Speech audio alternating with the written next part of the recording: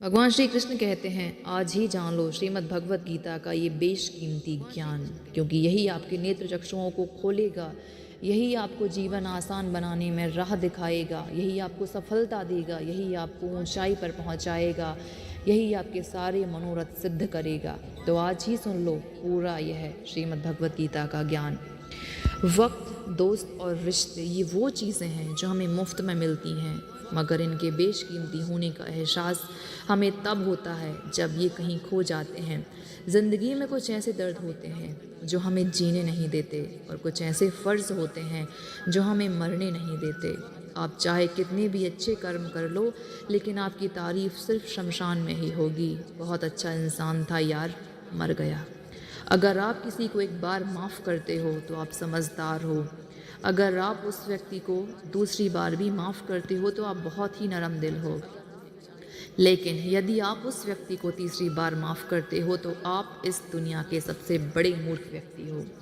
जीवन की सबसे महंगी चीज़ है आपका वर्तमान, जो एक बार चला जाए तो फिर पूरी दुनिया की संपत्ति लगाकर भी हम उसे दोबारा वापस नहीं ला सकते।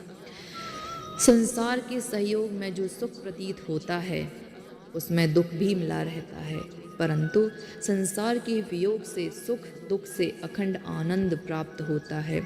ईश्वर से कुछ मांगने पर ना मिले तो उससे नाराज़ ना होना, क्योंकि ईश्वर हमें वो नहीं देता जो हमें अच्छा लगता है, ईश्वर हमें वो देता है जो हमारे लिए अच्छा होता है।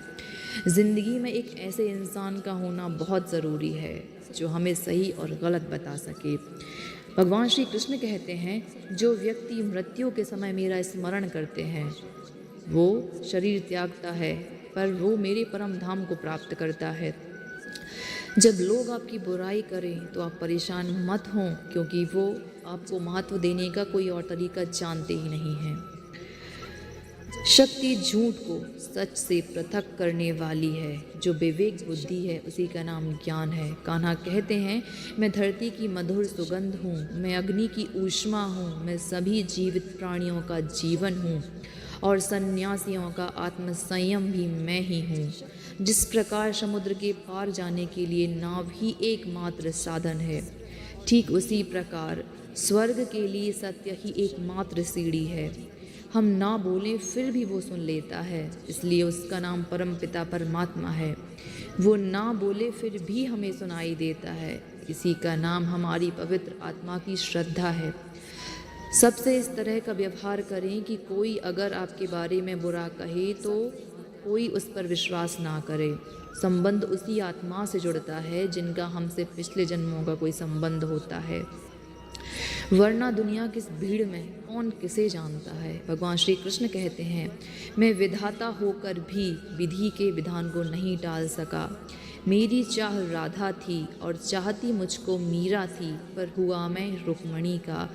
शस्त्र केवल शरीर को घायल करता है, किंतु शब्द आत्मा को घायल करते हैं। इसलिए अपने शब्दों का उच्चारण बहुत सोच विचार कर करें। जीवन में आधे दुख इस कारण जन्म लेते हैं कि उनसे हमें आशाएं बहुत होती हैं। इन आशाओं का त्याग करके देखो, जीवन में सुख ही सुख है। जिंदगी के इस रण में खुद ही कृष्ण और खुद ही अर्जुन बनना पड़ता है। फल की कामना छोड़कर काम करने वाला पुरुष ही अपने जीवन में सफल होता है। जीवन में अहंकार भी आवश्यक है, जब बातें अधिकार, चरित्र और सम्मान की हों। सेवा सबकी कीजिए, मगर आशा किसी से मत रखिए, क्योंकि सेवा का सही मूल्य केवल भगवान ही दे सकता है, इंसान नहीं। मनुष्य अपने व्यवहार से स्वयं ही अपने भेद खोल देता है। भूल होना प्रकृति है, मान लेना संस्कृति, और उसे सुधार लेना प्रगति। इंसान घर, रिश्ते, दोस्त कब बदलता है, पर फिर भी उदास रहता है, क्योंकि वह खुद को नहीं बदलता। भगवान के फैसले पर कभी शक मत करना। अगर सज़ा मिल रही है तो कोई गलती अवश्य ही हुई होगी। क्यों व्यर्थ में चिंता करते हो, किससे व्यर्थ में डरते हो? कौन तुम्हें मारेगा? आत्मा ना पैदा होती है ना मरती है, ना तो यह शरीर तुम्हारा है ना ही ये तुम इस शरीर के हो। यह शरीर अग्नि, जल, वायु, पृथ्वी, आकाश, इन 5 चीज़ों से मिलकर बना है। आखिरकार इन सब में ही मिल जाएगा, लेकिन यह आत्मा स्थिर है जिसे तुम मृत्यु समझते हो।